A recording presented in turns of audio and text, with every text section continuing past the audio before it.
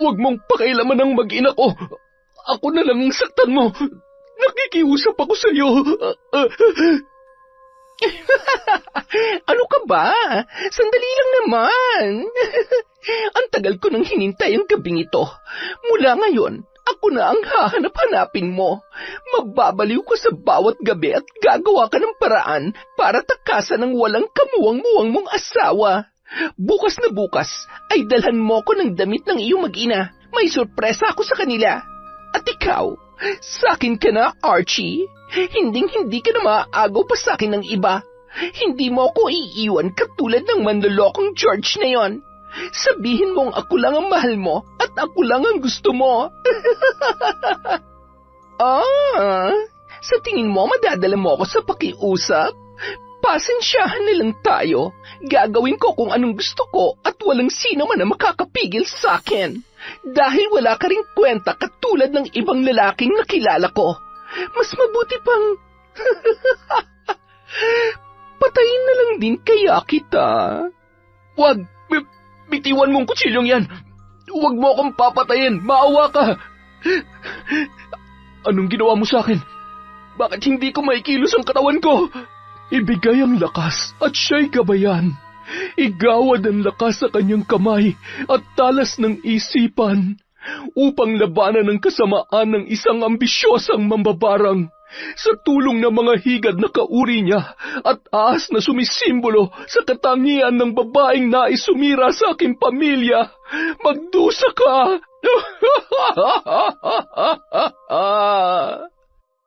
Taon 2013. Sikihor. Bandang 8:00 ng gabi, nagmamadaling bumaba ng tricycle si Fina galing sa pamilihang bayan. Namalengke siya para sa pang-isang linggo nilang kakainin ni George. Halos 1 taon na silang nagsasama sa iisang bubong. 2 o 3 beses sa isang linggo kung umuwi ang lalaki. Yun din ang bumubuhay sa kanya dahil wala naman siyang trabaho. Kabilaan ang bitbit niyang mga pinamili at nagkukumahog na buksan ang kanilang tarangkahan. Nang makapasok sa bahay ay nagmamadaling tumungo yon sa kusina at inilapag sa mesa ang kanyang mga pinamili. Nasaan ba si George? Hindi man lang ako sinalubong. Siguro natutulog pa rin sa kwarto. George? George! Anong meron? Anong ibig sabihin nito? Bakit ka nag-iimpake? Pasensya na, Fina. Pero napagtanto ko na mahal ko pa rin ang asawa ko at ang mga anak namin. Itigil na natin to. Hindi ko kayang mawala sila. Hindi. Hindi ka aalis sa pamamahay na to. George, nangako ka sa akin. Ang sabi mo, mahal mo ako. Hindi mo ako pwedeng iwan. Patawarin mo ko. Ang totoo, nagpadala lang ako sa galit at selos kaya nagawa kong pagtaksila ng asawa ko.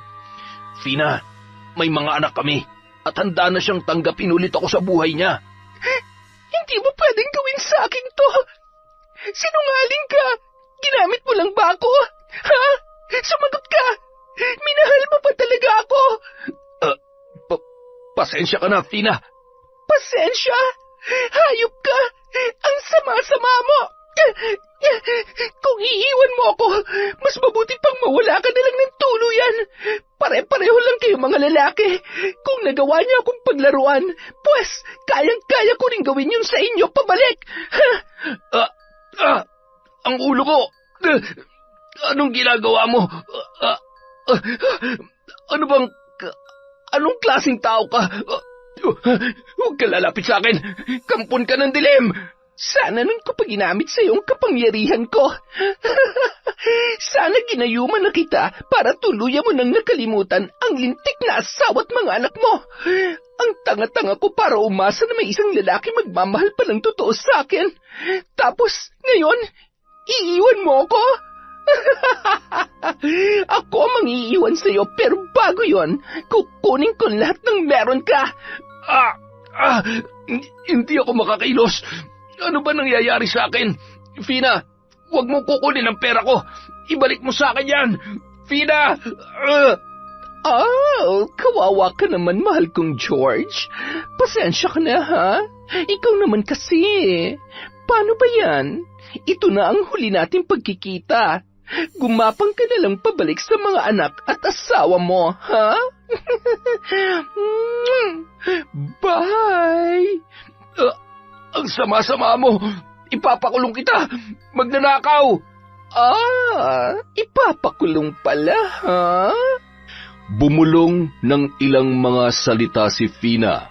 Kasabay noon ay naramdaman naman ni George ang biglaang pag-igsi ng kanyang dila. Sinubukan niyang magsalita, ngunit wala ni katiting na boses na lumalabas sa kanyang bibig. Noon niya lamang nalaman na isa palang mambabarang ang kanyang nakarelasyon. Dinala pa ni Fina ang ilan sa kanyang mga pinamili at nagmamadali ng lumabas. Napansin pa yon ng isang tricycle driver na naninigarilyo hindi kalayuan sa kanilang bahay na inuupahan. Sexy! Oh, ano nangyari? Pinalayas ka ba ng boyfriend mo? Nag-away kayo, no? Wala kang pake. Ikarga mo na lang to sa tricycle mo at ihatid mo ako sa sakayan ng jeep. Samahan mo na rin ng konting bilis. Huwag ka na magtanong pa ng kung ano-ano at baka kung ano magawa ko sa'yo. Uy, ang init ng ulo ha. Sige ka, mababawasan yung ganda mo. Aray! Bakit? May masakit ba? Mukhang may bago na namang sira ang bagang ko. Ang sakit. Ano ba naman yan? Sige na, sumakay ka na at ako nang bahala dito. Kaya naman pala amoy bulok na yung hininga mo. Ay, yan ang dapat sa mga tsismosong katulad mo. Hindi na nagawa pang magsalita ng tricycle driver dahil sa biglaang pananakit ng kanyang ngipin. Mabilis na lamang na pinarangkada ang tricycle at nang maihatid at makasakay na ng jeep si Fina ay agad naman nawala ang sakit na kanyang nararamdaman. Labis siyang nagtataka at sumagi rin sa kanyang isipan na posibleng pinaglaruan siya ng babae. Blintik na yan, kagandang babae pero mukhang may lahi yata mambabarang. Habang nasa biyahe ay tila ba wala sa sarili na iniisip kung paano na naman siya magsisimulang muli. Pilit na pinipigilan ni Fina ang luha sa kanyang mga mata. Samantala, abala ang mag-inang sina Lara at Beth na nagluluto ng kanilang hapunan. Nasa apartment naman na paupahan si Archie. Nagliligpit yon ng mga ginamit niya sa pagpipintura ng isang bakanteng silid. Kaaalis lamang kasi ng umupa roon, kaya naman inayos niya yon para paupahan ulit sa iba. Maliban sa bahay na paupahan ay meron din silang mga pwesto na pinaparentahan. Masipag at masinop ang mag-asawang Archie at Lara, kaya naman marami ang natutuwa sa kanilang pamilya. Beth, anak, puntahan mo nga ang papa mo. Sabihin mo, bukas naman. Kakain na tayo at saka baka gusto niya namang magpahinga. Kaninang umaga pa yung nagtatrabaho doon. Diyos ko, ang tatay mo talaga, parang walang kapaguran sa mga pinagagagawa niya. Sige po, Nay. Sandali lang po, ha? Pakitingnan-tingnan po muna itong piniprito ko. Sige, anak. Ako na ang bahala dyan. Matipid namang ngumiti si Beth sa mga nangungupahan sa kanila nang batiin siya ng mga yon habang nakatambay sa labas ng apartment. Diretso lang siyang naglakad papunta sa kanyang ama at napatigil, sabay humakbang pabalik at napataas ang kilay. Itong anak ni Archie, maganda kaya lang may pagkasuplada Ganito po talaga ako, Mang Justin, pero hindi naman po masama ang ugali ko. Ngumisi yun, sabay naglakad na ulit papunta sa kanyang ama. Wala naman akong sinabi pambihirang bata.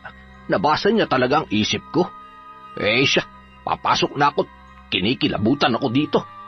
Nagtawanan na lamang ang mga naroon. Sanay naman ang mga yon sa pagiging palabiro ng matanda, kaya hindi nila sineryoso ang sinabi noon. Bulaga! Oh, nanggulat ka pa talaga? Ano, namimiss na daw ba ako ng mama mo? Opo, pa. Malapit na nga pong umiyak eh.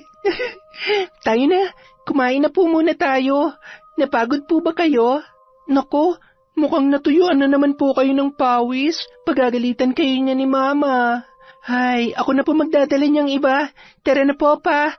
Maganda bang pagkakapintura ko, anak? Ano sa tingin mo? Oo naman po, pa. Ang ganda. Super ganda. Parang ako lang. Siyempre, mas maganda ang prinsesa namin, lalo na kapag ganyang nakangiti ka. Sana nakikita rin ng mga nangungupahan sa atin yung ngiti mo, no? Ayoko nga.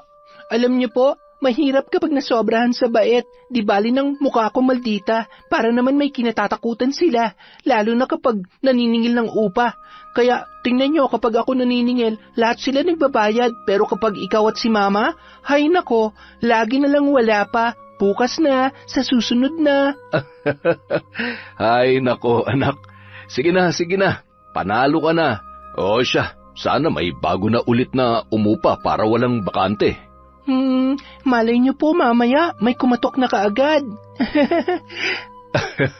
Pinapairal mo na naman yung pagiging manghuhula mo. Papa, basta kapag may bagong uupa, tawagin niyo ako ha. Ako magsasabi kung pwede o hindi. Bakit naman? Basta po. Papa, isang tingin ko pa lang kasi, alam ko na kung mapagkakatiwalaan o hindi ang isang tao eh. Ay, o sige na, para walang gulo. Oo na po. Mukhang ang sarap ng niluluto ng mama mo ah. Correction, Papa. Ako po nagluto nun. Marunong na rin po ako dahil lagi akong tinuturuan ni Mama. Ang swerte-swerte ko talaga. The best talagang mama at papa ko. At syempre, nagmana ka sa amin. Dahil the best din ang prinsesa namin. Halina kayo dito. Huwag na kayong magbulahang mag-ama dyan. Agad nang naghain ng hapunan si Lara at tinulungan na rin yun ni Beth habang nagpapalit ng damit si Archie. Masayang nagkukwentuhan ang mag-anak habang kumakain. Pagkatapos ay agad na ring tumungo sa silid si Beth. Maaga kasi ang alis niya kinaumagahan dahil mag-e-ensayo siya kasama ang mga kabataang choir member ng kanilang simbahan. Habang nanonood ng TV ang mag-asawa ay agad na may kumatok sa kanilang pintuan. Mabilis naman yung pinagbuksan ni Archie. Nang makita niya ang bag na bitbit ng babae, ay napagtanto niya ang pakay noon. Agad naman na sumunod si Lara sa kanyang asawa. Patuloyin mo muna. Dito mo na lang muna ilagay yung bag mo. Salamat po. Siya si Lara, ang misis ko. At ako naman si Archie. Sige, tuloy ka at umupo ka para makapag-usap tayo ng maayos. Alanganin ang punta mo. Gabi na. Buti at gising pa kami mag-asawa. Saan ka ba nanggaling? Sa kabilang baryo lang po. Marami po kasi akong inaasikaso kaya inabot ako ng gabi. Tapos nagtanong-tanong pa po ako bago ako nakarating dito.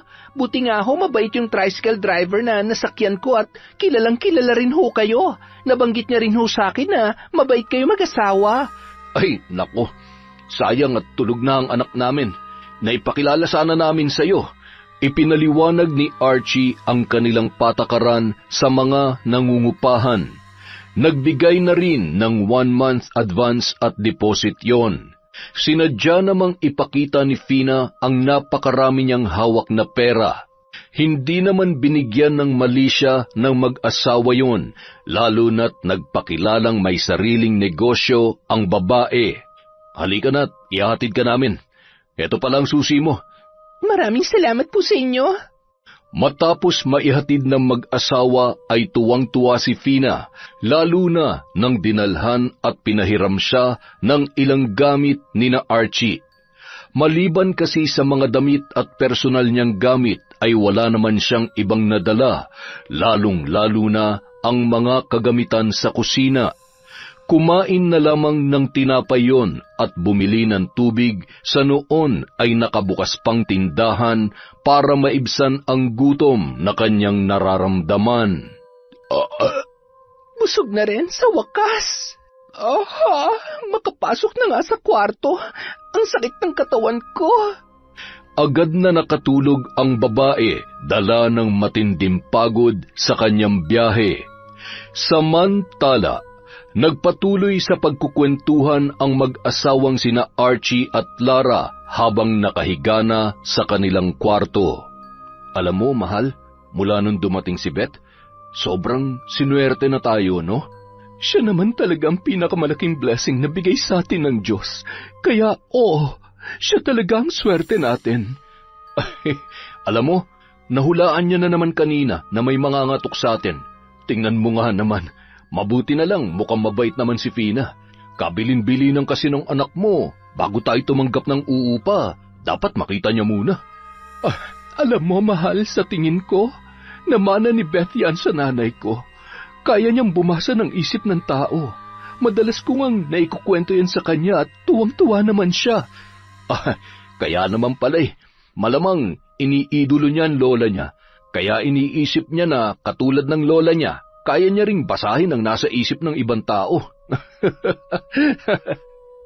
Habang mahimbing naman na natutulog si Beth, naramdaman niya ang isang bagay na nakapulupot sa kanyang mga paa. Nararamdaman niya ang paglingkis noon, pati na rin ang malamig na balat ng kung anumang buhay na nilalang. Unti-unti niyang minulat ang kanyang mga mata, sabay nagsisigaw nang makita ang napakalaking ahas na nakaharap at tila ba nakahanda siyang tuklawin. Nanginginig sa takot ang babae at pilit na sumigaw para humingi ng saklolo. Ahas! May ahas! Mama! Papa! Tulong! Tulungan niyo ako! Wag! Nagulat naman ang mag-asawa nang marinig ang sigaw ng kanilang anak mula sa kabilang kwarto. Walang kasing bilis na kumuha ng itak si Archie at mangyak-ngyak naman si Lara na hinahanap ang susi ng nakalak na pinto ng dalaga. Anak, sandali lang. Ayan, nabuksan na rin sa wakas. Beth, Nasaan? Nasaan ang ahas? Mama, Papa, may ahas. May ahas ako nakita sa panaginip ko. Sus Mariosep, akala ko naman talagang may ahas na nakapasok dito sa bahay natin. Nananaginip ka lang pala. Huwag ka na matakot. Panaginip lang yon. Matulog ka na ulit. Nakalimutan mo na naman atang magdasal bago ka matulog. Masamang pangitain yon, Ma. Huwag tayong basta-basta magtitiwala sa mga taong nakikilala natin. Kasi baka may masama silang plano o gawin sa atin. Ay, umiral na naman yung mga natutunan mo sa mga kwento ng nanay mo. Hindi po ako nagbibiro pa. Nagsasabi po ako ng totoo. Siya, tama na. Matulog ka na. Hayaan mo't bukas ay magsisimba tayo. Lagi mong tatandaan na hindi tayo pababayaan ng Diyos, basta nagtitiwala lang tayo sa Kanya. Gusto mo bang tabihan muna kita dito hanggang sa makatulog ka? Paano naman ako, mahal? Pumunta ka na dun sa kabilang kwarto at susunod din naman ako agad. Patutulugin ko lang tong anak natin. Kapag nakatulog ako, gisingin mo ko, ha? Ano? Ikaw talaga? Sige na. Hahampasin kita nitong unan Papa, huwag ka na maingay. Sige na. Susunod na ako.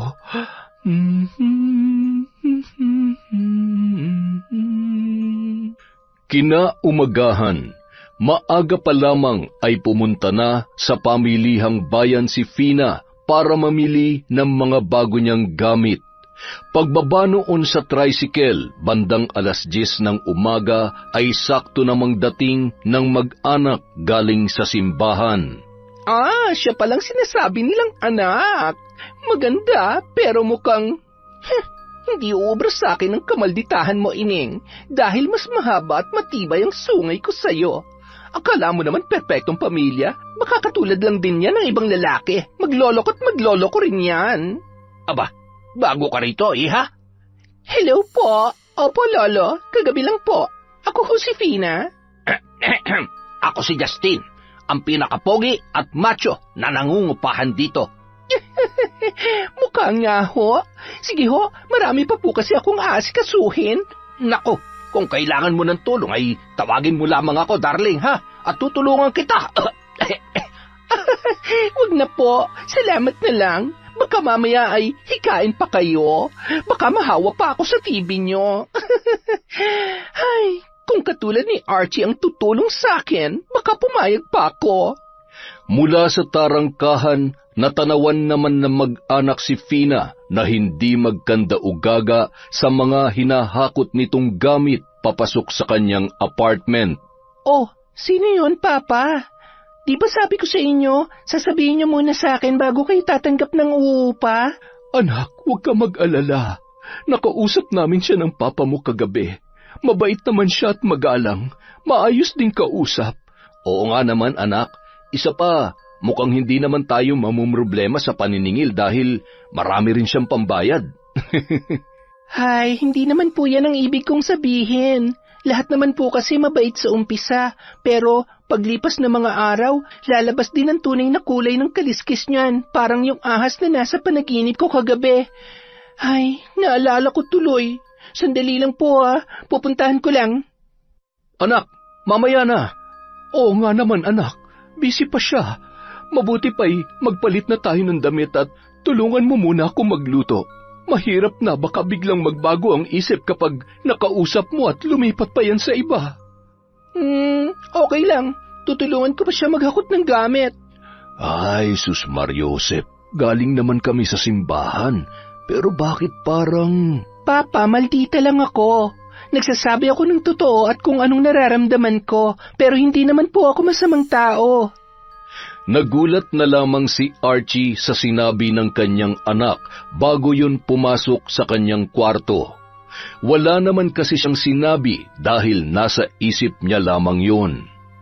Mahal, mukhang may kakayahan ngang magbasa ng isip ng tao yung anak mo. Sabi ko sa iyo magbihis ka na rin at basang-basa na yung likod mo ng pawis. Matapos magluto ng tanghalian ay masaya silang nagsalo-salo. Habang kumakain, sakto namang dating ni Fina. Dahil nakabukas ang pintuan, dumiretso na yun sa loob. Tao po, pasensya na po, tumuloy na ako. Bukas po kasi yung pintuan. Oh, Fina, ikaw pala. Tuloy ka. Kumakain lang kasi kami. Halika, kumain ka na rin. Ay nako, pasensya na po. Babalik na lang po ako mamaya. Oh, kumusta? May problema ba? Tuloy ka dito sa kusina. Halika na't kumain ka na rin. Ay nako, hindi na po. Makikiusap lang po sana ako kung pwede akong pumesto dito sa may tapat ng apartment. Magtitinda po sana ako ng lutong ulam para naman may pagkakitaan ako. Wala rin po kasi masyadong nagtitinda ng pagkain dito. Ay, sige, wala namang problema. Ano sa tingin mo, mahal? Oo, okay lamang yon. Tama yung naisip mo. Isa pa, malaking tulong sa mga taga rito yan. At kapag tinatamad kami magluto ay siguradong sa'yo na rin lamang kami bibili. Ay, siya nga pala, Fina. Si Beth, ang nag-iisa naming anak. Kumaway naman si Fina at tinitigan ang dalaga.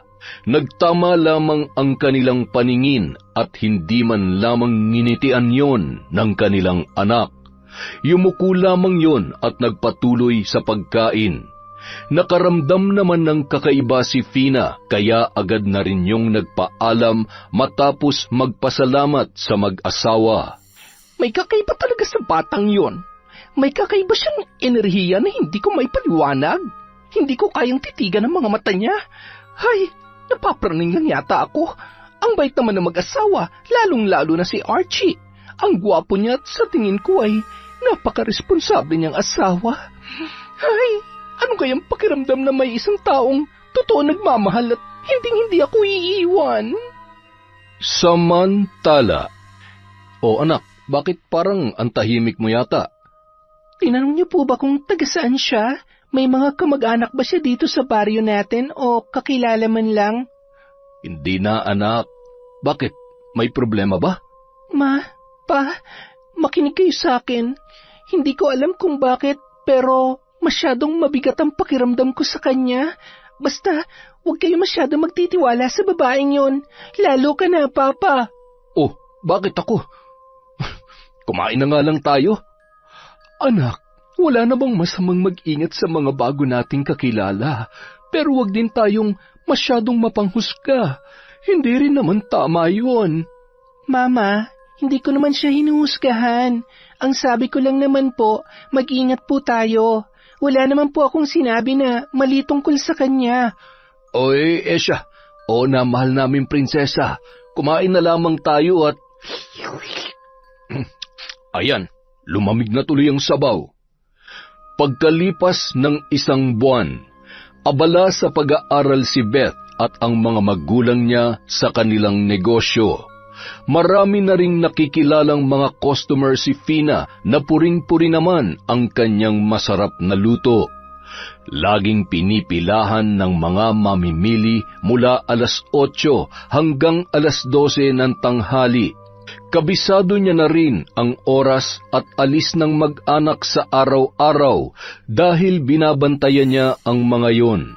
Humahanap kasi ng tiyempo ang babae para masolo at makausap ng sarilinan si Archie. Hindi niya kasi mapigilan na humanga sa lalaki. Ayan, napakaganda ko na. Siguradong mauubos ang paninda ko ngayon. Sabado ngayon, mamimili sa bayan ng mag-ina, kaya may iwan na mag-isa si Archie.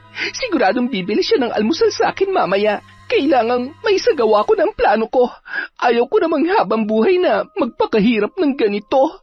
Aba, mamamatay ako ng maaga dahil sa pagod at puyat sa pamamalengke at pagluluto. Mapapasakin rin siya at sisiguruhin ko na ako ang makakasira ng magandang imahe ng kanilang pamilya. Agad na nung hinakot ang kanyang mga paninda papunta sa kanyang pwesto. Ilang sandali lamang marami na ang nagdagsaang mamimili. Nung sakto namang paubos na ang kanyang almusal ay siya namang dating ng isang lalaki. Uy, sakto may isa pa. Magkano yung pansit? Ay, pasensya ka na. Meron ng may-ari niyan. Akin na lang yan. Dadagdagan ko pa ng 5 piso. Ang kulit naman ng pangit na ito. Hindi talaga pwede, Pogi. Bayad na kasi yan eh. Kung gusto mo, magkanin at ulam ka na lang. Mas masarap to at mas mabubusog ka pa. Ang daya mo naman, Fina. May pinapaboran ka ata eh. Eh siya, 1 kanin at 1 gulay na ampalaya na nga lang. Oh, ayan na. Huwag ka na magtampo. Pinasobrang ko ng 1 gayat yan. Nang makaalis ang lalaki, ay siya namang paglabas ni Archie para bumili ng almusal. Good morning, Fina. Anong almusal natin dyan? Nako, mukhang naubusan na yata ako ah. Napasarap kasi ang tulog ko eh. Hindi ako ginising nung mag-ina ko bago umalis. Nako, walang problema. Tinirhan kaya kita. Sa'yo na yan. Nag-iisa na lamang yan. Uy, hindi pwede. Oh, etong bayad. Hindi pwedeng libre at malulugi ka niyan. Masyado ka namang natatakot na malugi ako. Sige na ho, kunin nyo na yan. Eh siya, sige. Salamat na lamang dito sa paalmusal mo ha. Sakto. Gutom at humihilab ng tiyan ko. Walang anuman. Pakabusog ka. Ayan na.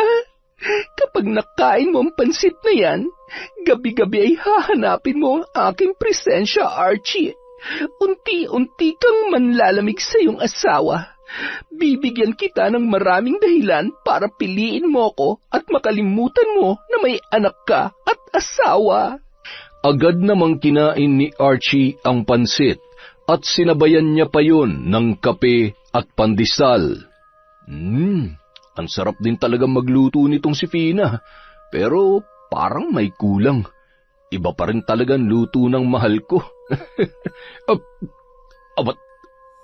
Naalala yata ako ng mag-ina ko ha.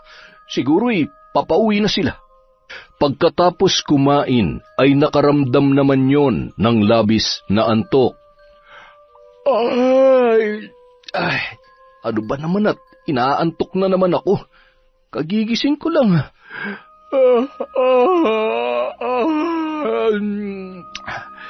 Ay, makahiga nga muna ulit dito sa sofa.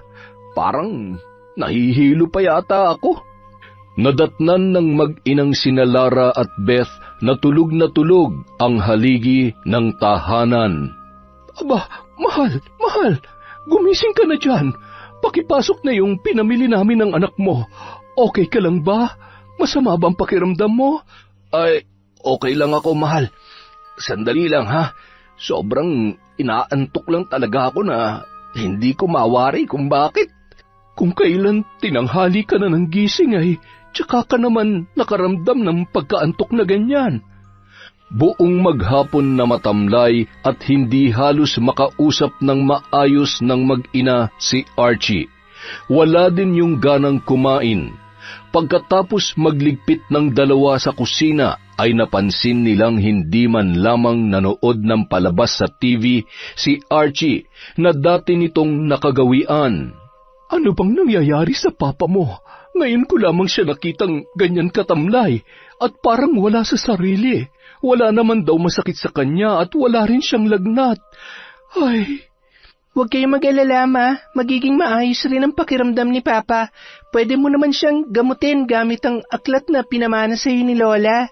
Hindi po ba? Hindi niyo po ba alam kung paano gamitin yon? Magpahinga na rin po tayo, Ma. Huwag kayong mag-alala kay Papa. Baka po napagod lang yan kahapon. Matapos maghilamos at magpalit ng damit, ay umupo si Beth sa kanyang kama. Pagkatapos ay humiga at patuloy sa pag-iisip ng kung ano-ano. Hindi naman magawang makatulog ng dalaga, kaya naman nagpapagulong-gulong lamang yon sa higaan. Kinuha niya na lamang ang paborito niyang aklat, pagkatapos ay nagbasa ng tahimik. Sa kabilang kwarto naman, tulog na rin si Lara. Nakayapos yun sa kanyang asawa. Ilang sandali pa ay tila wala sa sarili na iminulat ni Archie ang kanyang mga mata. Nagpalingon-lingon yon nang marinigan ang bulong na hindi niya malaman kung saan nagmumula. Archie, puntahan mo ako. Archie? Tinanggal ni Archie ang braso ng kanyang asawa na tila tulog na mantika. Pagkatapos ay bumangon at nagmamadaling binuksan ang pinto at muli yung isinara. Napakunot noon naman si Beth nang marinig niya ang pagkalabog ng pinto. Lumabas ba si Papa? Ano naman ang gagawin niya sa labas? Mag-aalas 10 na. Nag-aaway pa sila ni Mama? Pero, imposible. Hindi naman sila nag-aaway eh. Siguro, nainitan yon. Samantala, diretsong naglalakad si Archie papunta sa apartment ni Fina. Pinagbuksan pa yun ng babae na nakasuot lamang ng manipis na bestida na animoy kinapos sa tela. Fina... Ay, ano ka ba? Sandali lang naman. Ang tagal ko nang hinintay ang gabing ito. Mula ngayon, ako na ang hahanap-hanapin mo. Mababaliw ka sa bawat gabi at gagawa ka ng paraan para takasan ng walang kamuwang-muwang mong asawa. Bukas na bukas, dalhan mo ko ng damit ng iyong mag-ina. Meron akong sorpresa para sa kanila. At ikaw, sa akin ka na, Archie. Hindi ka na maaagaw pa sa akin ng iba. Hindi mo ako iiwan katulad ng manlolokong George na yon. Sabihin mo ako lang ang mahal mo at ako lang ang gusto mo. Mahal na mahal kita, Fina. Ikaw lang at wala nang iba. Yan, ganyan. Pasensya ka na, Lara. Dahil ngayong gabi, aangkinin ko ng buong buo ang iyong pinakamamahal na asawa. Pagpatak ng alauna ng madaling araw, biglang bumangon at nagbihis si Archie pagkatapos ay lumabas na yon sa apartment ng babae. Pagbukas ng pinto ay nagising naman si Beth na nagtataka kung saan nanggaling ang kanyang ama. Papa, alauna na. Saan kayo galing? Bakit ganyan ang amoy nyo? Amoy babae kayo. Manahimik ka. Matutulog na ako. Ha? Ako manahimik? Teka, pa, sandali. Agad na isinara ng lalaki ang pinto at gulat na gulat naman si Beth sa kanyang inasal. Ano bang nangyayari kay Papa? Yung pabango? Naaalala ko yun ah. Hindi kaya. Naku, hindi pwede. Hindi ito maaari. Sabi ko na nga ba, hindi ako makakapayag na siyang sisira sa pamilya namin. Kapag napatunayan ko na siyang kasama ni Papa, itataob ko lahat ng paninda niya. Sasabunutan ko siya at tatadyakan ko siya na parang ipis. Kinaumagahan, 5:00 pa lamang ay gising na at palakad-lakad sa sala si Beth. Pagkabangon ni Lara ay gulat naman siya na makita sa ganoong sitwasyon ang kanyang anak. Oh, bakit? May masakit ba sa'yo? Bakit namumugto yung mga mata mo? Umiyak ka ba? Ako umiyak? Hindi po ma.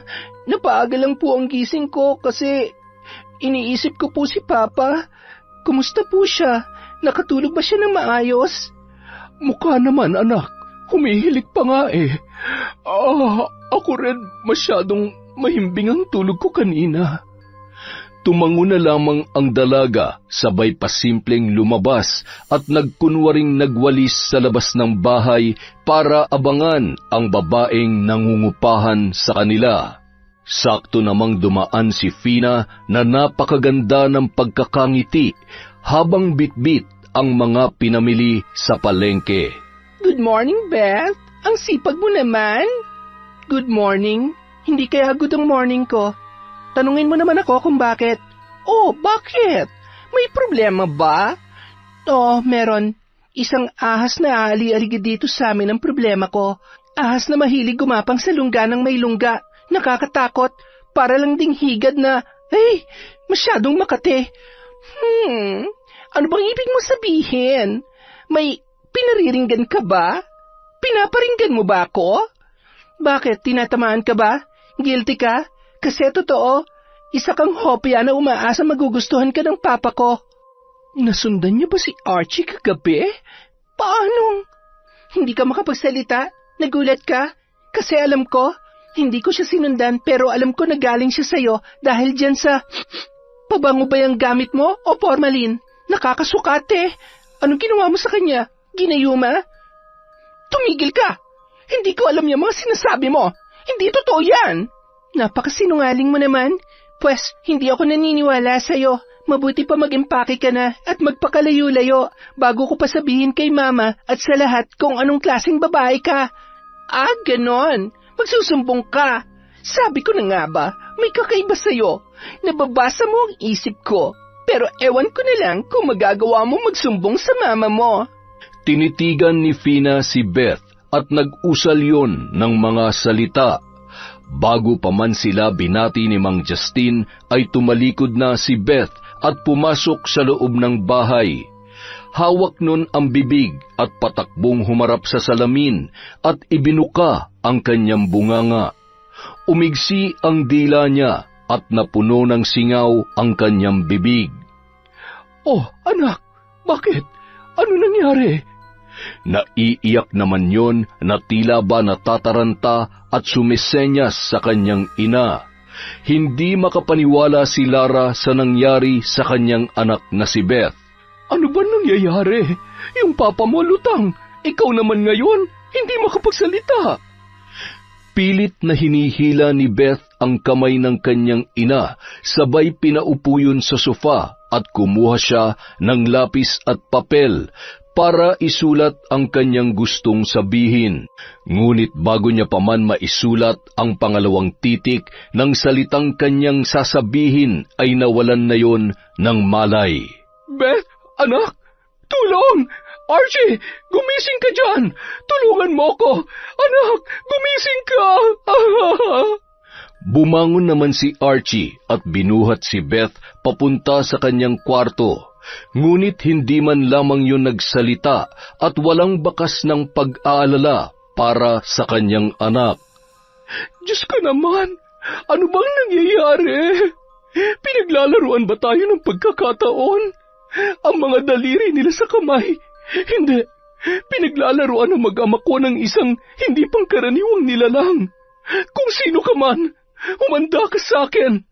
Anong kasalanan ng mag-ama ko para gawin mo ang bagay na ito? Agad na kinuha ni Lara ang mga gamit na iniwan sa kanya ng kanyang ina.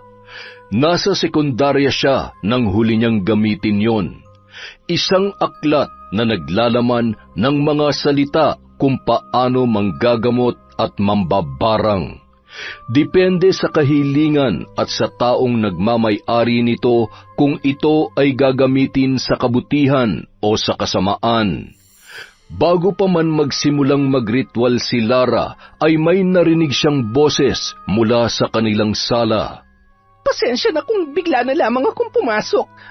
Ano kasi nakita kong magpapasok si Beth kanina. Nag-alala lang ako kasi parang hindi siya okay. Nawalan ng malay si Beth. At si Archie naman, laging nasa kwarto. Nakatulala at wala rin sa sarili. Albularyo ang tatay ko. May alam ako kung paano ko sila matutulungan. Hindi madali pero nasisiguro kung manunumbalik sa normal ang kaligayan nila. Ano pang alam mo maliban sa panggagamot? Wala na. Yun lang naman. Ay, salamat sa pag-aalala. Kapag hindi pa gumanda ang kalagayan nila at kinailangan kong tulong mo, tatawagin kita. Sige na, asikasuhin mo ng mga paninda mo. Kayang-kaya ko namang alagaan ang mag-ama ko. Mahigpit na yumakap si Lara at pasimpleng kumuha ng hibla ng buhok ng babae. Malakas ang kutob niya na may kinalaman yon sa nangyayari sa kanyang mag-ama. Sige, aalis na ako. Basta kapag kailangan mo ng tulong, nandito lang ako, ha? Bago umalis ang babae, ay lumabas si Archie at masayang nakatitig yon kay Fina, na animoy nag-uusap ang dalawa gamit ang kani-kanilang mga mata. Makalipas ang ilang sandali, isinara ni Lara ang pinto at sinimulan na ang kanyang ritual. Pagkatapos mag-usal ay hinipan niya ang bunbunan ni Archie at hinawakan ang kamay nito. May kung anong usok na lumabas sa mga mata nun at pagkatapos ay tumakbo yun papunta sa banyo at sumuka ng sumuka. Matapos mailabas ang lahat ng kinain ay nanumbalik na yon sa normal niyang kaisipan. Grabe ang pait. Ano nangyari? Okay ka lang ba? Bakit parang alalang-alala ka? Nakakainis ka. Anong pinakain sa'yo ng Fina na yon, ha? Alam mo ba kung anong ginawa niya sa'yo? Ano? Mahal naman. Maliban sa bumili ako ng pansit, wala naman akong maalala. Napakasama niya. Ano bang gusto niya mangyari? Hindi ko maintindihan kung bakit pero malakas ang hinala ko na siyang nasa likod ng lahat ng ito. Si Beth, siya lang ang makakasagot sa lahat ng mga katanungan natin. Hindi pa rin siya nagigising. Masyadong malakas ang barang na ikinabit niya sa anak natin. Teka, naguguluhan ako. Bakit at paano naging mambabarang si Fina? At saka, anong dahilan niya para gawin sa atin to? Naging mabuti naman tayo sa kanya. Hindi ko rin alam, Archie. Maaring tama ako na siya mismo ang mambabarang at meron din siyang alam kung paano gumamit ng itim na kapangyarihan. Wala nang sinayang na panahon ang mag-asawa. Malugod namang sinunod ni Archie ang mga bagay na pinapakuha at pinapagawa sa kanya ni Lara. Sa pamamagitan ng isang ritual ay nagkamalay at nanumbalik na sa normal si Beth. Agad na niyakap nun ang kanyang mga magulang at inilahad ang mga nangyari. Kinayuman niya si Papa, kaya bumangon si Papa at may nangyari sa kanila. Nagsasabi po ako ng totoo. Gusto niyang agawin sa atin si Papa. Hindi siya titigil hanggat hindi kanya nakukuha sa amin ni Mama. Anak, hindi magandang biro yan. Kahit kailan hindi ko magagawang pagtaksila ng mama mo. Hindi ko maaatim na may mangyari sa pagitan naming dalawa ng babaeng yun. Pero nagawa niyo na po dahil wala kayo sa inyong sarili. Isa siya mambabarang.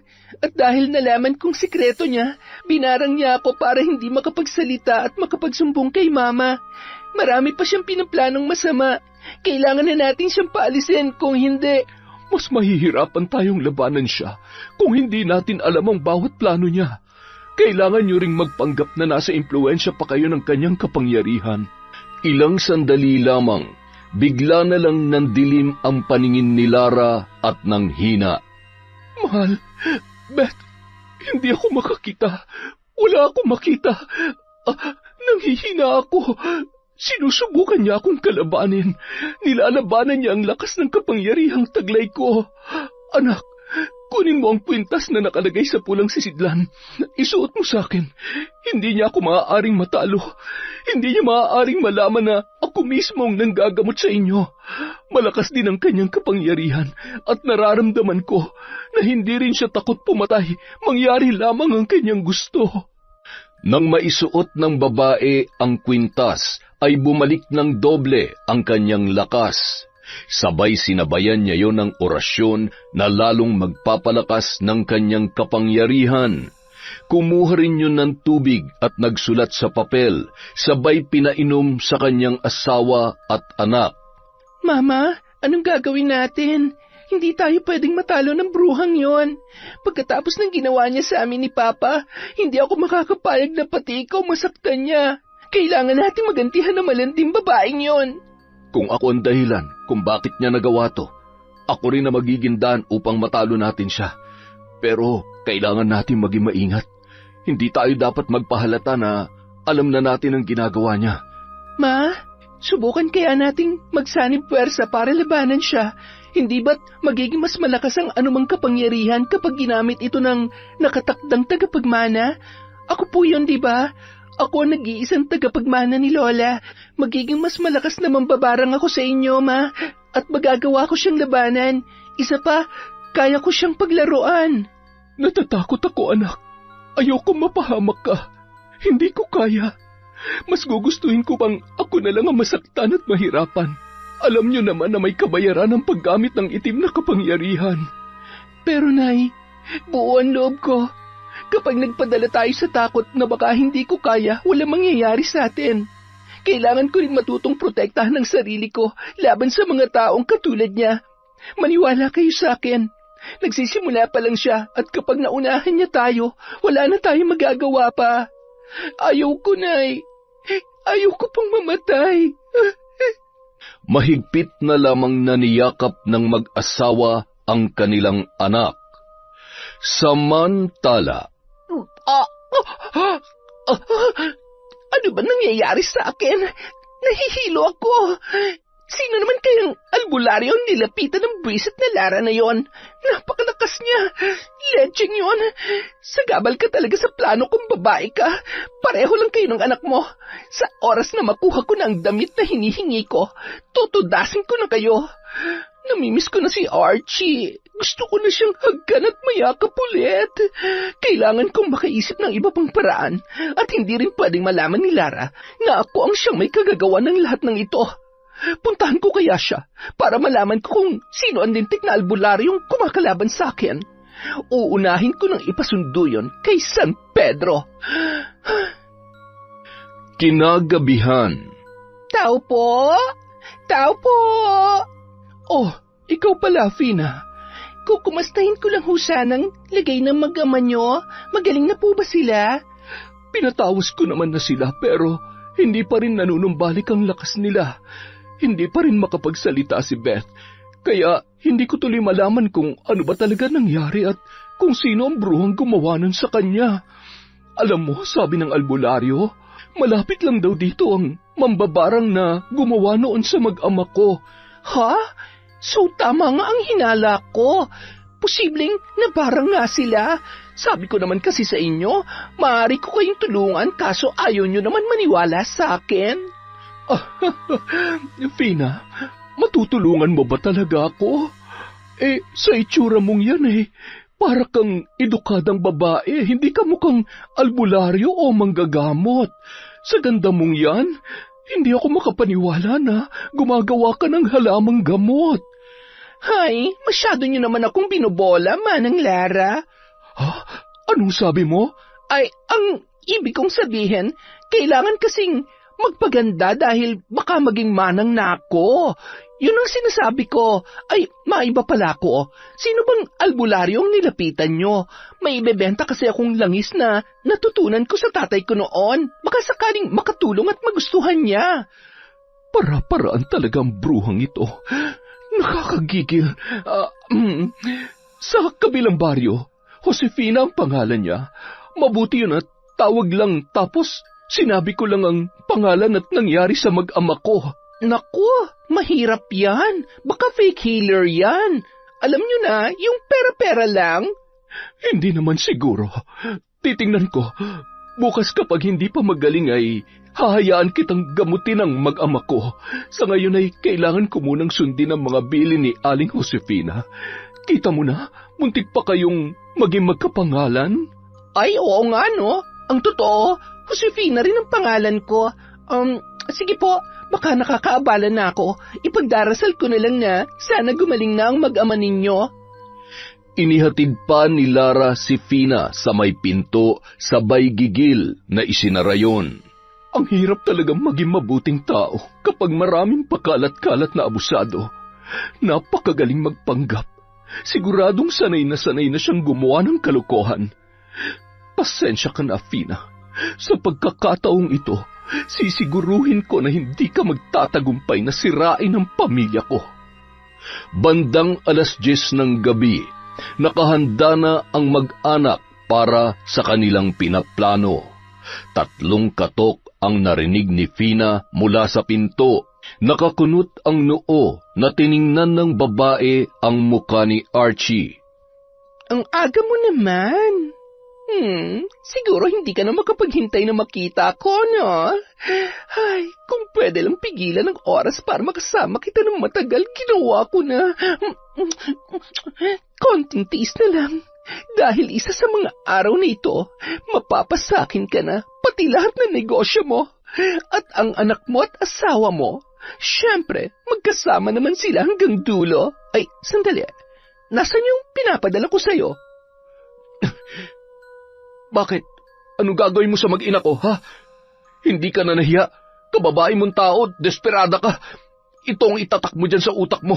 Hinding-hindi ko ipagpapalit ang mag-ina ko sa isang maruming babaeng katulad mo. Hindi kita mapapatawad sa ginawa mo. Bitawan mo ako! Nasasaktan ako! Pagsisisihan mo to sa oras na gamitin ko ang kapangyarihan ko sa'yo! Anong ginagawa mo? Nagkamali kang saktan ako, Archie. Gusto ko lang namang mahalin mo ako. Mahirap ba yon? Bakit lagi niyo na lang akong sinasaktan? Bakit hindi niyo ako magawang piliin? Kung hindi ka mapapasakin, mas mabuti pang patayin ko na lang ang mag-ina mo. Gusto mo ba yon? Ano? Ha? Kaya mo bang maging dahilan ng kamatayan nila? Kaya mo ba? Huwag mong pakikialaman ang mag-ina ko. Ako na lang ang saktan mo. Nakikiusap ako sa iyo. Sa tingin mo madadala mo ako sa pakiusap? Pasensyahan na lang tayo. Gagawin ko kung anong gusto ko at wala ni isang makakapigil sa akin. Dahil wala ka rin kwenta katulad ng ibang lalaking nakilala ko. Mas mabuti pang patayin na lang din kaya kita. Huwag! Bitiwan mo ang kutsilyong yan. Huwag mo akong papatayin. Maawa ka. Anong ginawa mo sa akin? Bakit hindi makakilos ang katawan ko? Masyado ka kasing nagmamatigas. Ngayon, wala ka ng lakas para labanan ako. Paano ba yan? Ang bango-bango mo pa naman. Kaya lang ayaw mo naman sa akin, diba? Kaya itong dapat sa'yo. Wag! Anong ginawa mo sa papa ko? Hayop ka! Ang sama-sama mo! Sige, lumapit ka. At ikaw naman ang isusunod ko. Hindi ako magdadalawang isip na saksakin ka ng kutsilyong ito. Ang lakas ng loob mo para kalabanin ako. Matapos ng ginawa ko sa'yo, hindi ka man lang ba natakot? May gana ka pa rin harapin ako, ha? Hindi hindi ako duwag at lalong hindi ako takot sa'yo. Kinamumuhian kita. Ang dapat dyan sa kamay mo, mabali ang buto sa 3. Sakit na tila nabagsakan ng isang malaking baton o kasing bigat ng mga kasalanan mo. Ang kamay ko, itigil mo yan. Isa ka rin mambabarang. Paano? Samantala, kasalukuyang isinasagawa ni Lara ang pagriritual upang gabayan ang kanyang anak na siya mismong makikipagtagisan sa mambabarang. Ibigay niyo ang lakas at siya'y gabayan. Igawad ang lakas sa kanyang kamay at talas ng isipan upang labanan ang kasamaan ng isang ambisyosang mambabarang. Sa tulong ng mga higad na kauri niya at ahas na sumisimbolo sa katangian ng babaeng nais sumira sa aking pamilya. Magdusa ka! Sa kabilang banda, Ngayon hanap mo na ang katapat mo. Pagmasdan mo kung anong parusang ipaparanas namin sa iyo ni nanay. Ang buong katawan mo ay pupunuin ko ng mga kauri mo, mga higad na kasing laki ng braso mo. At ahas na siyang lilingkis sa leeg mo hanggang sa tuluyan ka nang hindi makahinga. Hindi mo maaaring gawin sa akin yan. Hindi mo matatalo ang aking kapangyarihan. Walang kasing bilis na tumakbo si Fina para takasan ang kanyang kasalanan at ang noon ay galit na mambabarang na si Beth. Hindi mo matatakasan ang aking sumpa kahit saan sulok ka pa ng mundo magtago. Pagbabayaran mong lahat ng ito. Papa, gumising ka.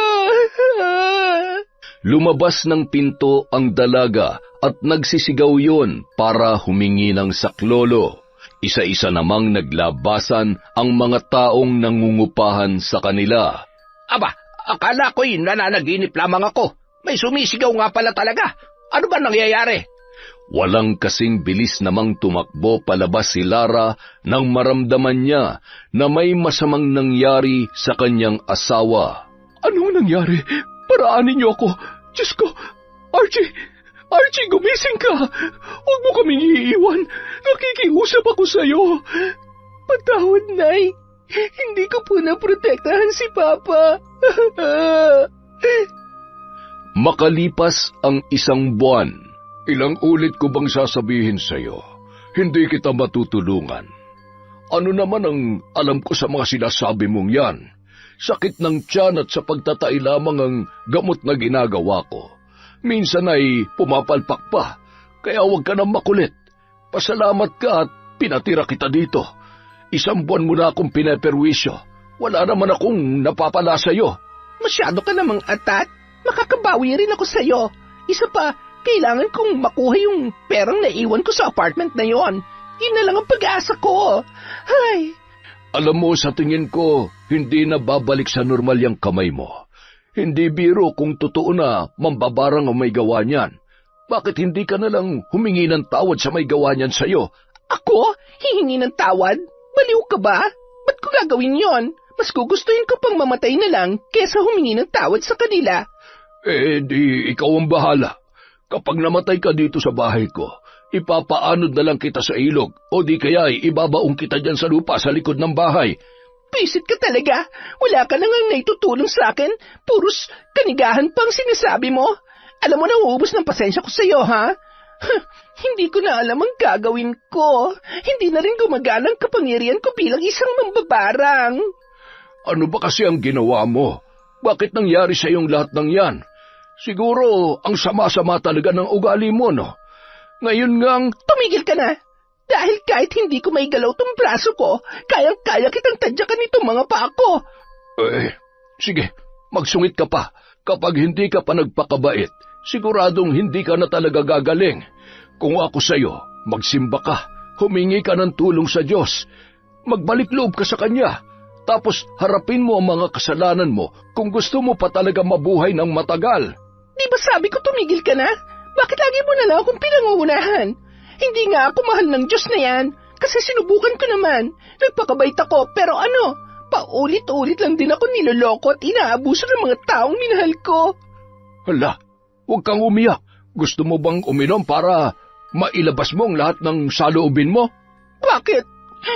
May alak ka ba? Bibili ako. Sandali lamang, ha? Teka nga, nangasar ka ba? Paano naman ako iinom nito? Kita mo naman, kung sa pagkain nga sinusubuan mo pa ako tapos magiinuman tayo. Visit ka? Buisit ka rin, pero huwag ka mag-alala. Ako ang bahala sa'yo. Bibilhan kita ng straw. Ay, ang malas ko naman talaga. Minsan lang akong magkaroon ng bisita saksakan pa ng sama ng ugali. Konting-konti na lang talaga papatulang ko na ito. Kaya lang, ay nako, nakakaawa pa rin naman. Medyo may kalayuan ang tindahan mula sa bahay ng albularyong tumutulong kay Fina. Doon napadpad ang dalaga nang tumakas yun mula sa karatig lalawigan. Napatigil yun sa isang poste sabay tinitigan ang pamilyar na muka na nakadikit doon. Kilala ko ito Parang nakita ko na ang mukhang ito. Hindi ko lang matandaan kung saan. Ay, putya. Oo nga, si Fina ito Aba, sikat palang bisita ko ngayon. Ano bang nakasulat na ito? Hindi ko naman mabasa. Di bale, babalitaan ko na lamang siya. Nang makabalik ay tuwang-tuwa ang albularyo na ibinalita kay Fina ang kanyang nakita. Nag-iisip ka ba? Ang hina talaga ng utak mo kahit kailan.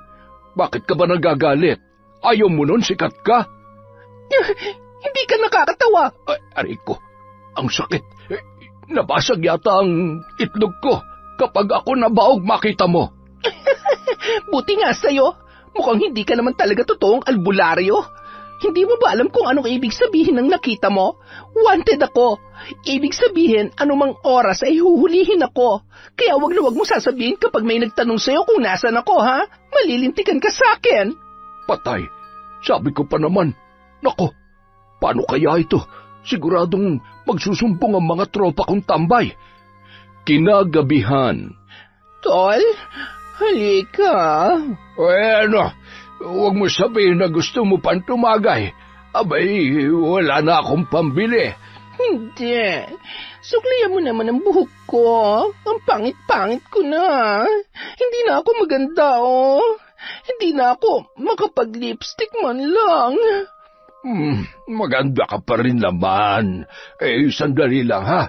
Pasensya ka na dito sa suklay ko. Medyo madumi. Hanip naman ang suklay na yan. Ano ba talagang kulay niyan? Itim o puti? Sa pagkakaalala ko'y puti yan dati. Huwag ka nang magreklamo. Ang sabi mo suklayan kita. Hindi kuskusan to. O ayan, ang importante, masuklayin natin tong buhok mo. Fina? Bakit? Yung buhok mo. Ang ulo mo. Tingnan mo. Ha? Anong ginawa mo? Wala. Sadyang naglalagas lang talaga at... ano yan? May naglaglagan na mga higad. Takot-takot yan. Hindi. Tulungan mo ako, maawa ka. Ang daming higad sa katawan ko. Aray, ang kate. Tama na. Ayoko na. Gas at apoy. Kaya lang masusunog ka. Hindi na malaman ng nataguriang albularyo kung paano tutulungan ang babae. Nang magpaliyab ng apoy gamit ang isang tela na itinali niya sa kawayan, ay bigla namang nawala ang mga higad. Nanlalambot at puno ng pantal at sugat ang katawan ni Fina na naglulupasay sa lupa. Ayaw ko na. Ang sakit. Ang hapde. Hirap na ako. Ilibing mo na lang kaya ako. Ayaw ko nga. Baka mamatay ka, hindi ka makakahinga dun. Sige ka. Grabe. Ang bobo mo naman. Sobrang bobo mo. Grabe ka naman. Alam ko naman yun. Huwag mo na ipaalala. Halika na. Nilinisin natin yung katawan mo. Ang dami mong pantal at sugat. Hayaan mo na ako dito. Baka sakaling bumuka na lang tong lupa at lamunin na lamang ako.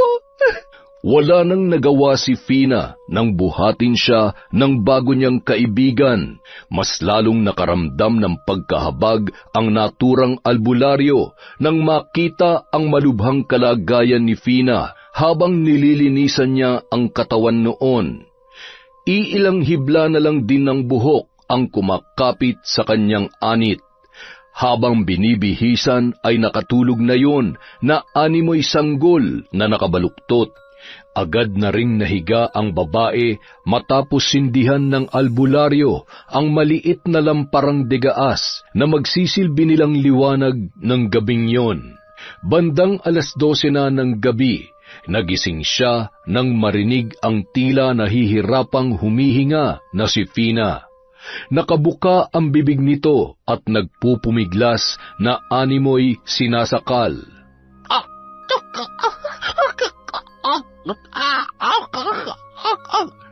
Fina!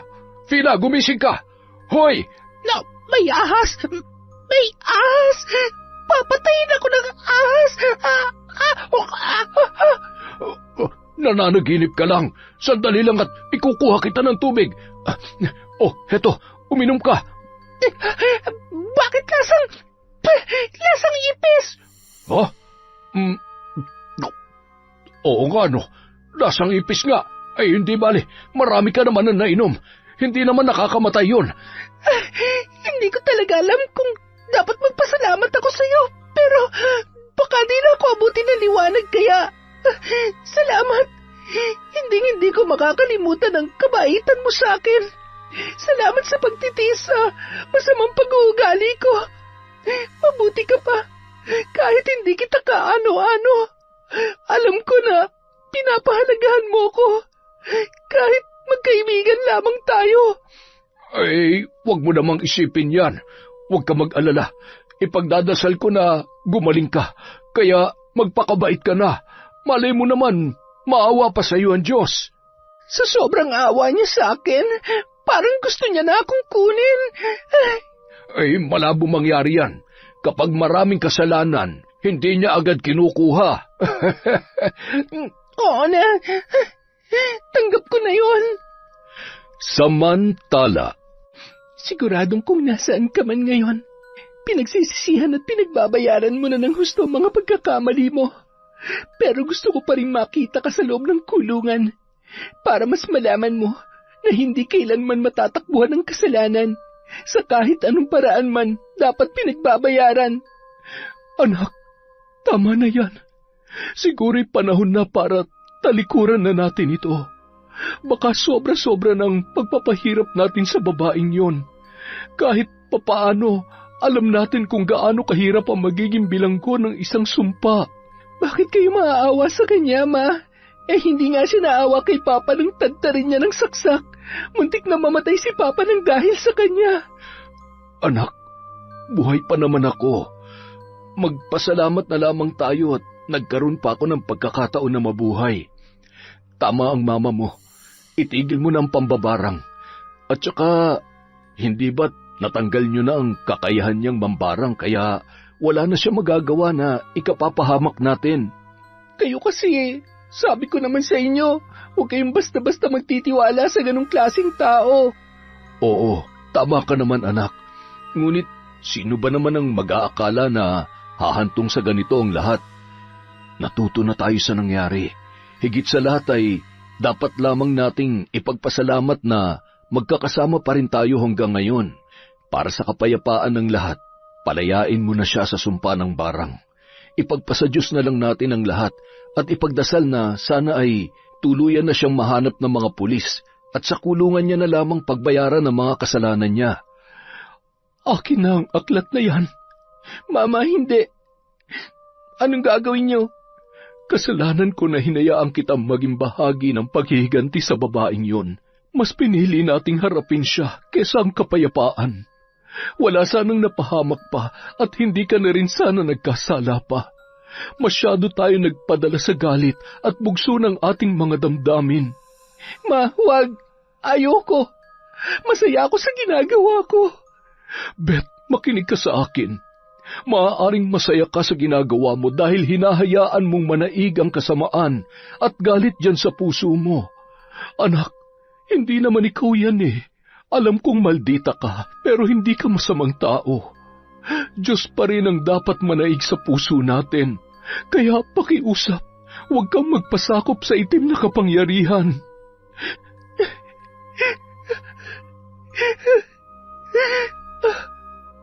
Anak, Beth, ano nangyari? Huwag kang mag-alala. Ako ang dahilan kung bakit nawalan siya ng malay. Diyan ka lang. Bantayan mo siya. Kailangan ko lang sunugin ang lahat ng ito para matapos na. Gusto ko ng tahimik na buhay katulad ng dati.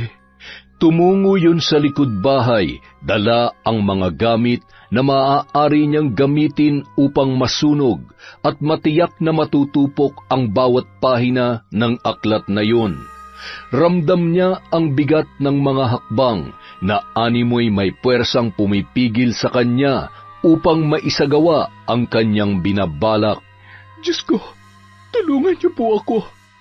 Bigyan niyo ako ng sapat na lakas ng loob. Habang nag-uusal ng orasyon na tanda ng pagtiwalag sa itim na kapangyarihan, ay binuhusan niya ng gaas at sinindihan ang aklat. Matapos maging abo ay binuhusan niya yon ng banal na tubig. Bago pa man siya makapasok ay sunod-sunod na kulog at kidlat na sinundan pa ng malakas na pagbuhos ng ulan. Tumakbo siya papasok at nadatnan niya naman si Beth na mahigpit na nakayakap sa kanyang ama na si Archie. Kapwa naluluha ang mga yon at nagyakapan na animoy nakalaya sa isang malaking sakuna sa kanilang buhay. Makalipas ang 3 araw, isang tawag ang kanilang natanggap. Ibinalita ng mga pulis na mayroon ng taong nakapagturo kung saan makikita si Fina. Maaway na't sadyang napakabuti talaga ng Diyos. Talagang siya mismong gumagawa ng paraan. Dapat talagang sa Kanya na lamang natin ipagkatiwala ang lahat. Hindi sana tayo nakasakit at nagkasala ng husto. Papa, tao lang din naman po kasi tayo, napupuno at madalas kapag galit tayo, ang pakiramdam natin talagang gusto nating gumante. Masarap naman kasi talagang gumante lalo na kapag sobra na. Hindi naman kasi talaga maganda yung ginawa niya. At sa tingin ko, kapag nagkita kami, baka nga... Anak, ano na naman yung pinaplano mo? Sasabunutan mo? Hindi ba't nalagas na nga ang buhok noon? Ay, oo nga pala, Ma. Basta, galit pa rin ako sa kanya. Sana nagbago na talaga siya. Yung totoong nagbago, hindi nagkukunwari lang. Wala namang lusot sa iyo yun, anak. Ikaw pa ba? Wala namang makakapagsinungaling sa iyo eh. Sa totoo lang, kawawa ang magiging mister mo. Hindi man lamang, ano yun? Sige, ituloy mo. At tatamaan ka sa akin. Hindi man lamang makakalusot kapag nagsinungaling. Yun yung ibig sabihin ni Papa. Uy, si Mama. Selosa ka po pala. Kaya nga hindi ko binibigyan ng dahilan na magselos yan, anak. At ayan na nga, nakita mo ng dahilan kung bakit... Mas nakakatakot po pala si Mama kaysa sa akin. Buti ako, sigurado ako, Papa, kung sakali man hindi ako selosa. Kapag lumingon sa iba, edi magsama na sila. Ganun lang yun kasimple. Ay nako, Sus Mariosep, mag-ina nga kayo. Ayan, sige, pagkaisahan niyo ako mag-ama. Samantala, masayang kumakain ng tanghalian si Fina at ang bago niyang kaibigan. Ay, salamat. Buti na lang at magaling ka na. Nakakapagod kayang magpakain sa matanda. Pasensya naman. Huwag ka mag-alala kapag nagkasakit ka, alagaan din kita. Talaga? Sabi mo yan ha? Baka mamaya pag magaling ka na, iwan mo na ako dito. Alam ko namang di ka sanay sa buhay na meron ako. Pati na rin sa pagkain. Wala eh. Ito lang ang nakasanayan at kaya ko. Mula nung napadpad ka dito, lalo na akong hindi nakakapag-ikot-ikot para manggamot at pumirmi dun sa dati kong kubo. Ay, salamat talaga. Kung hindi dahil sa inyo, malamang sa malamang, matagal na akong nakakulong. Pero, alam mo, Nagtataka ako kung bakit binawi nila yung sumpa. Ano sa tingin mo? O baka naman may pinaplano silang mas malala. Malay mo napatawad ka na nila. Napagod na silang maghintay na magpakabait ka, kaya sumuko na sila. Ito naman, para namang sinasabi mo na hanggang ngayon, masama pa rin ang ugali ko. Sa totoo lang, pinagsisisihan ko na rin naman talaga ang lahat. Lahat-lahat. Dapat hindi ko hinayaan yung sarili ko na isisi sa mga taong nanakit sa akin lahat ng mga kamalasan sa buhay ko. Tapos nandamay pa ako ng mabubuting tao. Ang dami ko na ring nasaktan at muntik mapatay dahil sa pinaggagawa ko. Baka nga, nakapatay talaga ako eh. Hindi ko na alam. Lagi kasi akong tumatakas sa lahat ng mga kalokohan at kasalanan ko. Hindi rin ako makontento sa buhay na meron ako. Kapag nakakakita ko ng oportunidad, sinusunggaban ko. Hindi na ako nag-iisip at wala akong pakialam kung tama man o mali ang ginagawa ko. Wala, mukhang bumabait ka na nga. Patay tayo dyan. Mamamatay ka na ba? Loko ka talaga.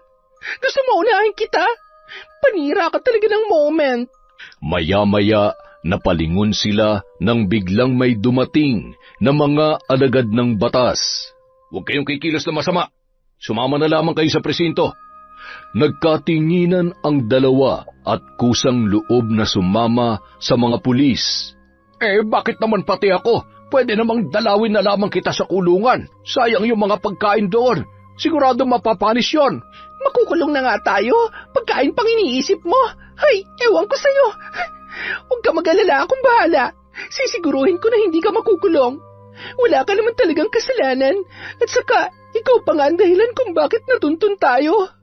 Pasalamat ka talaga, mabait na ako ngayon. Kung hindi, matatadyakan kita ulit. Makalipas ang 3 araw, nakalabas din sa kulungan ang kaibigan ni Fina na albularyo. Malungkot yung umuwi sa kanyang tahanan dahil hindi na siya sanay na mag-isang namumuhay. Ay, ano bang gagawin ko? Mag-isa na lamang akong kumakain. Sa kulungan, marami sana kaming magkakasama. Libre pang pagkain. Wala na rin mga away sa akin dito. Ay, pwede pa kaya itong kainin? Sayang naman. Kaya lang mukhang... Ano ba ito? Amag ba o tutong? Amag nga yata. Makapagsaing na nga lamang ng kamote. Sa kabilang banda, magkakasamang pumunta sina Archie, Lara at ang anak nilang si Beth sa kulungan kung saan nakakulong si Fina. Hindi naman makapaniwala at nakayukuyon na umupo habang nakaposas ang mga kamay. Kung nandito kayo para sumbatan ako, saktan o kahit ano pa man, tatanggapin ko. Gusto ko lang sanang magpasalamat dahil sa kabila ng mga nagawa kong kasalanan sa inyo. Napatawad niyo pa rin ako. Nagawa niyo pa rin akong palayain sa sumpang ikinabit niyo sa akin. Kung ako masusunod, hindi ka namin patatawarin. Buti na lang talaga sobrang bait ng mama at papa ko.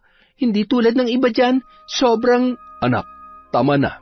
Mukha namang nagsisisi na siya sa mga ginawa niya. Alam mo, walang tama sa ginawa mong panggugulo sa pamilya namin, Fina. Kung ano man ang dahilan at pinagdadaanan mo na nagtulak sa iyo para gawin yon, hindi pa rin tama. Ngunit, gusto na naming mamuhay ng payapa, kaya pinapatawad ka na namin. Basta ako pa, wala akong sinasabi ha. Wala pa. Okay lang naman kung hindi mo ako mapatawad, Beth. Naiintindihan kita. Paano naman kita patatawarin? Hindi ka naman nagsasorry. Okay ka lang? Sorry. Sorry sa lahat ng mga nagawa ko. Buti naman at bumait na to. Okay, pinapatawad na rin kita. Sorry din kasi, alam mo na, yung buhok mo, yung higad, yung sugat, kati-kati at yung mga pangungot mo. Ako lahat ang may gawa nun.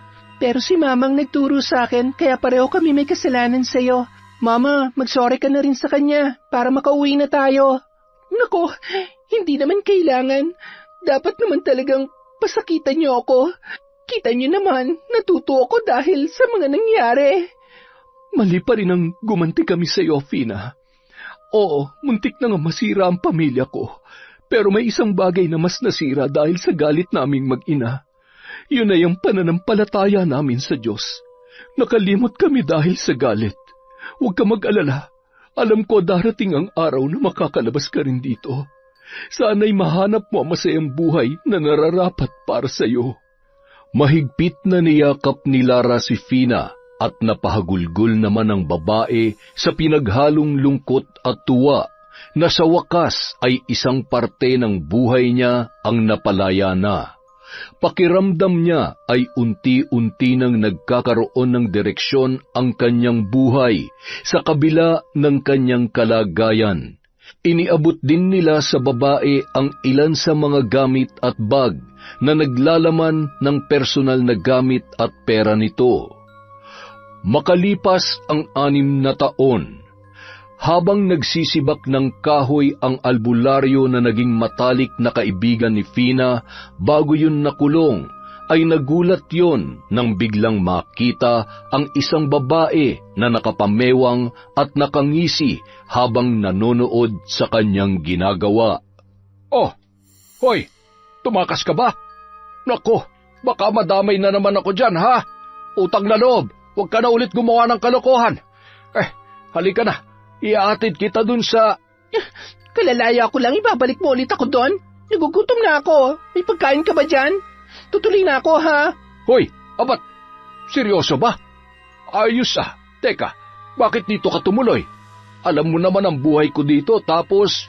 Di, magtulungan na lang tayo. May naipon akong pera dahil sa mga trabaho namin dun sa kulungan, kaya pwede tayong magnegosyo. Ano? Tutulungan mo ba ako? Gusto mo ba? Sige ba? Basta yung kakayanin lang natin, ha? Ano ba negosyo yung naiisip mo? Legal ba yan? Ewan ko sa'yo. Sana hindi tayo malugi sa katangahan mo. Buti na lang kahit pa ganyan-ganyan ka, ikaw pa rin ang pinakamabuting tao at kaibigan na nakilala ko. Salamat nga pala, ha? Uy, ayos, may bahaw. Ang sarap nito, ha? Teka, ano to? Bakit may paanang ipis ba to? Patingin nga. Ay, oo, ipis nga. Tanggalin mo na lang. Alam mo naman yung mata ko medyo malabo na. Ay, ewan ko sa'yo. Saging na nga lang ang kakainin ko. Oops! Ang tamis! Uy, ang sarap pa. Ano ba? Bakit pa nangaagaw ka? Pambenta ko yan. Sige ka. Wala tayong sasaingin bigas. Hay, ayan. 1,000 yan, ha? Akin na lahat to. Huwag kang hihingi. Grabe, ang damot naman nito. Patikim lang.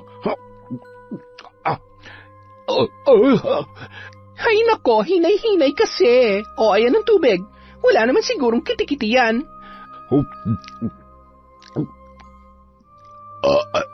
Ay, salamat naman.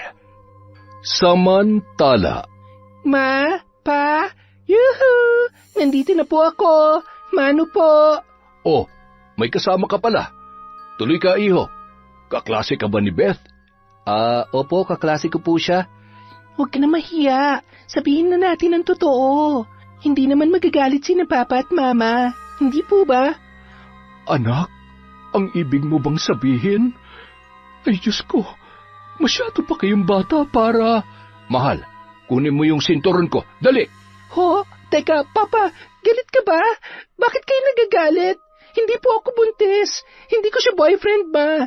Nandito siya para ipaalam sa inyo kung pwede akong sumama sa swimming namin. Magbe-birthday kasi siya at imbitado lahat kami mga kaklase niya. Pinilit ko lang naman siya na tulungan ako magpaalam sa inyo. Hi! Bakit? Wala naman akong sinasabi ano kasi, maluwag tong shorts ko. Pumayat yata ako Sinungaling kayo, Papa. Alam mo namang, hindi bali na nga lang. Basta papayagan niyo naman po ako, di ba? Tanungin mo yung nanay mo. Kung papayag siya, walang problema sa akin. Sige na, dalaga ka naman na at paminsan-minsan ay kailangan niyo rin yan. Basta mag-iingat kayo doon at huwag kayong iinom, ha? Ay, akala ko naman di ka papayag. Teka, hindi ba't ikaw yung kaklase ni Beth mula nung elementary? Opo. Anak, siya ba yung sinasabi mo na crush mo? Opo, Inamin ko na po sa kanya kaya huwag niyo na po akong i-booking. Sinabi ko rin po sa kanya na kapag may trabaho na ako at isa na akong engineer, magpapakasal na kaming dalawa. Magkakaroon kami ng 6 na anak at wala siyang karapatang lumingon sa iba dahil sinabi ko sa kanya na dati akong mambabarang kaya... Ay, sus Mariosep, Diyos ko namang bata ito. Aatakihin ako sa puso sa mga pinagsasasabi mo eh. Nagtawanan na lamang ang tatlo dahil sa sinabi ng anak nina Archie at Lara. Yon! Isa na naman pong magandang kwento mula sa kwentong Enteng. Maglilista lang po ulit tayo para sa shoutout natin. Again, maraming salamat po mula sa kwentong Enteng.